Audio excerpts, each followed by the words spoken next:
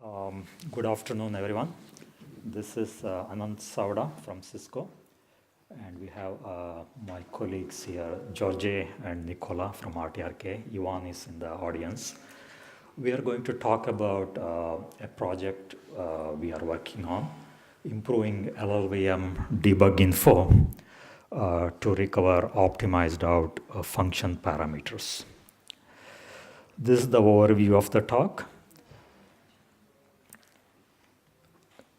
So to set some context for this talk, we all know production software is often built with higher level of optimization to get performance out of it. At the same time, it's also compiled with -G, so that when a bug is reported, you don't have to do machine level debugging. You can rely on some sort of a debugger to do symbolic level of debugging. So for the bugs, you get a lot of log files and everything, but along with that, you get a core file. And you need to analyze the core file for figuring out the low-level details of the code, what went wrong. And this problem falls in the category of how to debug an optimized code. One of the pain points we are addressing here is a large number of function parameters which are reported as optimized out in the backtrace. Some of you may say, okay, I can always reproduce this bug in-house with a debug build, but that option is not practical in many cases, and in some cases it is almost impossible if your problem is not that deterministic. So now I'm going to talk about the potential solution to mitigate this problem. For parameters, fortunately, we have a backup location, one more location to evaluate the parameters, and that is the parent frame. And in the parent frame, the values may still be available because it may be live or it may be constants. It may be in callee saved registers, and often experienced or advanced users in debugger, they already know how to go to the upper frame, parent frame, and look for those values. So if a user can do it, the debugger, with the help of the compiler, should be able to automate this process. And that is what we are trying to do. And we are introducing at entry values in the backtraces in the debugger. And when you see an at entry value, this means the value may be not available, not live in the current frame, but the debugger is able to find it in the parent frame. So that is the concept of at entry value. One special case we are going to talk about is unmodified parameters, where we have more freedom to show that value. So here is a simple example. This is looking at a core file. This is a simple example compiled with LLVM 8.0, -G -O. And here you see that in the both frames here, all the three variables are reported as optimized out. This is debugger telling you the compiler doesn't have a location information for this value at those particular program counters, and that's because the value is not live anymore. With our feature, you will start seeing those at entry values. So now the debugger was able to find this value in the parent frame, and it happens to be a constant or whatever. It's also telling you the actual value is also 111. This is the special case when the parameter the compiler knows is not modified. So it can show the both values there. So this is a little bit more information than you would typically get in a debugger. So this is with adding our feature to the LLVM 8.0 compiler. So I've been talking about improving LLVM debug info. That's exactly what we did. But that needs to be expressed to the debugger through the DWARF, and DWARF 5 has some extensions to express this information. So there is a DWARF entry value, which is typically found in location list, talking about the value in the parent frame. Then we have call site parameter information, and there are attributes associated with that. And all this information together tell the debugger where to look up for the parent frame and how to evaluate it. And it will also match up the callee with the exact call site and evaluate these DWARF expressions. One thing to note here is this: the compiler has to make sure that all these DWARF expressions are using constructs which are not clobbered by the call, because this evaluation happens after the call has already been made. If you are interested about more details about the DWARF 5 or any other specifics, you can also look at this paper which I have referred here. Again, we are improving the debug info, and we are expressing it the DWARF. In many places, we salvage the debug information. But we don't change the code generated in any way. With this, I'm going to hand over to George to talk about implementation details. We have two implementations. We are going to compare and contrast them and share the lessons learned in these implementations. So, hello everyone. Now we're going to talk about implementation details. So, we came across two approaches during this implementation cycle. I will just briefly explain first approach, since we and community agree on that the second one is a more appropriate way to implement this functionality. So basically, first approach introduces new kind of debug info metadata on IR level, and it also introduces a new kind of debug pseudo instructions on machine IR level, representing calls. So the second approach is implemented as a very late machine IR analysis by using additional information about parameters forwarding by using it in instruction selection phase when lowering call instructions. So before we start with some further information, I just want to encourage you to listen the rest of the presentation carefully. So by implementing this feature in LLVM Clang, we are facing the improvement in backtraces quality by reducing the number of optimized out values even by 27%, which is a very good number and confirms that we are improving debug user experience.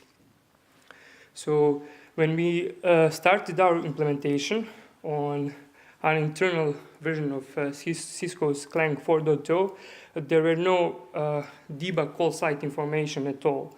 So we decided to implement new kind of DI metadata in order to keep existing LLVM relations between DI metadata and corresponding DWARF tags. We knew that it was sort of an experimental solution. We learned a lot from this approach, and when we added all necessary information onto machine IR level, we moved everything to be handled very late. Basically, this approach starts very early at front-end phase, where we generate those additional DI metadata representing call sites and call site parameters. It is further handled in instruction selection phase, where we generate those additional debug pseudo instruction describing calls. And the endpoint is just a dumping of those information into DWARF debug sections. Live debug values pass is almost the same in both approaches, and basically it is the place where we generate additional DBG values with DVOP entry DWARF operation, but we'll talk about that in following slides. So let's see an example here. I'm showing you the example written in C programming language, and this is just a part of LLVM IR generated for this example. And basically, those are DI metadata that we generate describing call highlighted. And along with DI call site, we generate the DI call site param, and DI expression within DI call site param basically describes a value of the parameter at call point. So at machine IR level, we introduces those debug pseudo instructions representing all necessary information that we need for dumping DWARF information. So this is a machine IR example generated for this C code. Basically, those DBG call site and DBG call site params are generated describing call highlighted. And DBG call site keeps information such as whether the call is tail or not, location about indirect calls, and the third operand is a reference to DI metadata of the call site. DBG call site param keeps information about forwarding register, and the rest of operands describe loaded value into that register. So live debug values pass is the place where you generate those additional DBG values with DVOP entry value DWARF expression for function arguments that have unmodified value throughout the function for the places where it has optimize out value. Actually, for the places where it has no debug location information at all. So in order to distinguish whether an argument is modified or not, we use a flag from DI local variable representing that argument, and the flag is generated by language frontend, and introducing of this D flag is already accepted by community. And assembler printer is just using for dumping those DWARF information. Those are some numbers confirming that we are improving debug user experience. For that, we use DWARF stats tool. It's an internal tool written in Python. It actually creates processes and evaluates backtraces. We use GDB 7.11 as benchmark, compiled with and without feature. And we picked 20 exactly the same backtraces, where by using our feature with this approach, we are facing that the number of optimized out value is reduced by 16%. So there are for sure advantages and disadvantages for this approach. Advantages are more readable IR and machine IR. Also, there are no target-specific parts. Almost, it's always almost. I mean, we have just a small arch-dependent part for salvaging some lost information. And disadvantages are, it is for sure hard for maintaining, because we implemented this from end to end to the whole LLVM pipeline. And LLVM pass can break call site debug information. For instance, we have, if we have a call instruction and DBG call site generated right after that call instruction. And if LLVM pass generate new instruction and place it between call and DBG call site instruction, if we don't handle that situation, we'll have wrong debug info and we won't be able to print at entry value. So yeah, Nikola will continue with details about second approach. Hello everyone, I will present you a very late machine IR approach. On LLVM thread about this feature, we were given advice to try with this approach, and we made it possible. The idea was to evade transferring of call site information through metadata and pseudo debug instructions by providing call argument forwarding registers to DWARF backend and then trying to interpret which values are loaded into these registers. So now from previous approach, we reused live debug values part for generating DBG values with DVOP entry entities, and we reused ASM printer part for generating call site entities. Now, the base for this approach is information about registers that are used to forward function arguments. And from now on, we will refer to such information as call site information. This data is produced at instruction selection phase, more precisely at call lowering part. Now, this part is target specific, and for now, we only handle cases when argument is transferred to one register. So, the call site information is bound to call instruction, and together they form a pair for map inside machine function object of that call instruction. So, in order to test this feature, we need to be able to write call site information in machine IR. And this is the representation that we are suggesting, which says that at basic block 0, at offset 2, there is call instruction which forwards its arguments to EDI and ECI registers. So once we have forwarded this call site information to the DWARF backend, we will use it in the following way. So for this call instruction, we will fetch call site information for that call, and it will say that we need to find which values are loaded into ECI, EDI, and RDX register. Then we will go backward in the instruction stream and try to find which instructions load these registers. If we didn't manage to find any instruction that load any of these registers, and if it happens that call instruction is at entry block, we can produce parameters entry value with DVOP entry value location in itself. This means that we will be able to produce expressions which can go 2 or more frames up in search of parameters location. Now, all this analysis could be extended to parents block. Our analysis of instruction interpretation relies on this instruction, describe loaded value, and we placed it in a target instruction interface. Now, target independent part of this function should interpret instructions such as loading of immediate values, register to register moves, stack and memory loading.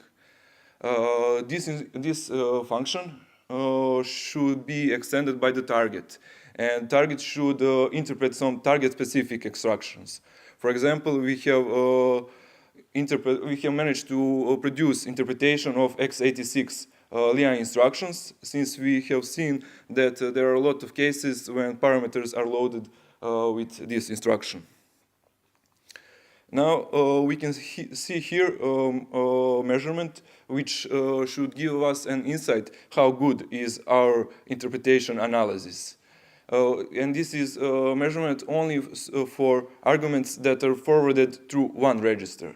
Now, so for this number of call sites, we were able to produce this much call site parameters. And for Clang, we were able to interpret.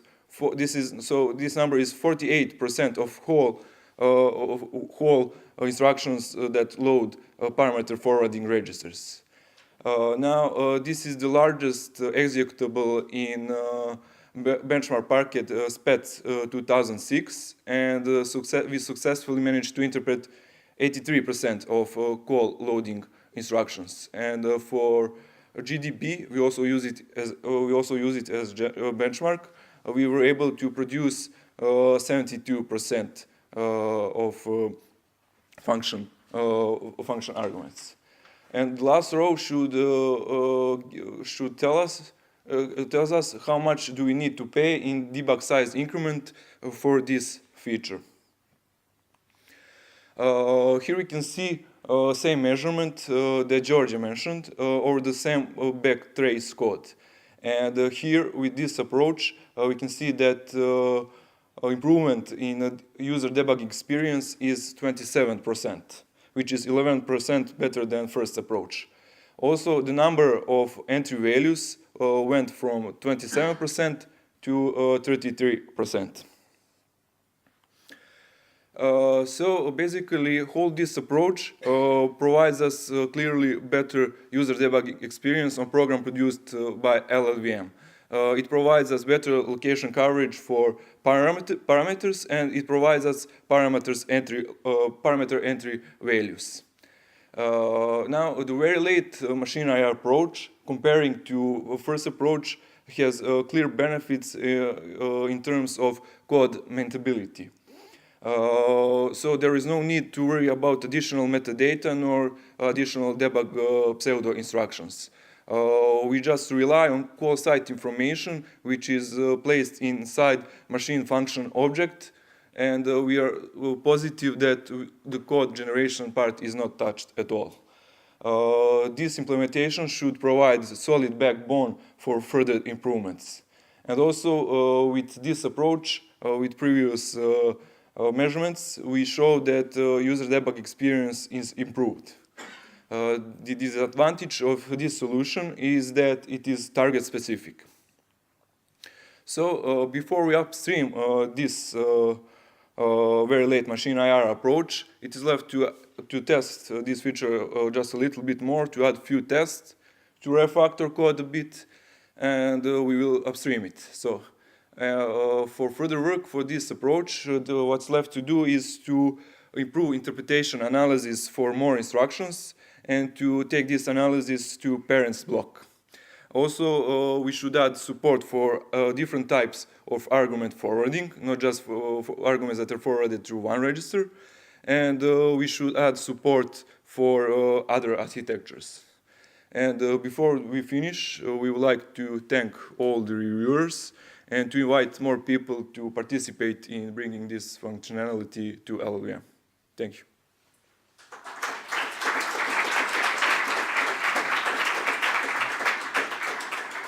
Okay, so any questions?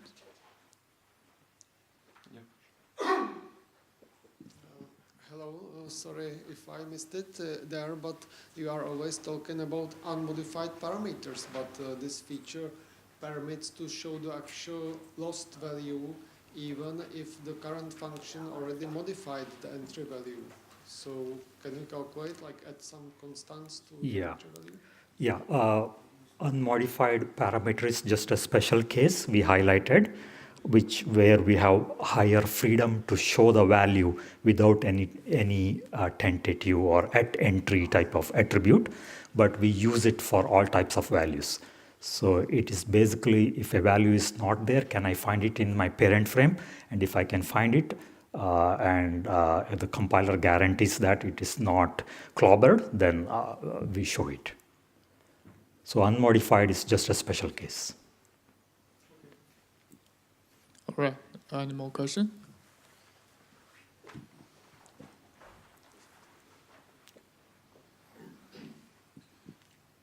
Just one comment, which is not really related to the talk. If you have a case where you, even with this change, you can't recover the argument, you can try record and replay from, it's a debugger written by Mozilla people, where you can go backwards, and this will make possible to recover it. Sure. Even in a technology like reversible debugging, this should help because with reversible debugging you can always get to a region where your value is live, but all you have is a core file. That's not possible because you cannot change your program counter. So this is sort of orthogonal to the reversible debugging. This will help reversible debugging too. and live debugging as well. Okay, so any more question? Oh. How much success do you have in recovering information, call site parameters where the where the argument was computed in a stack frame that's now been popped off the stack because it's a tail call?